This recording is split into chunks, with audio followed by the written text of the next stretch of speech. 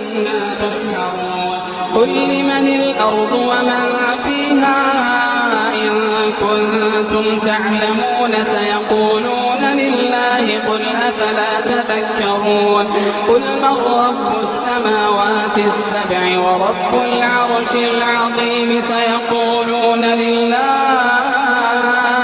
قل أفلا تتقون قل من بيده ملكوت كل شيء وهو يجير ولا يجار عليه إن كنتم تعلمون سيقولون لله قل فأنا تسحرون بل أتيناهم بالحق وإنهم لكاذبون ما اتخذ الله من ولد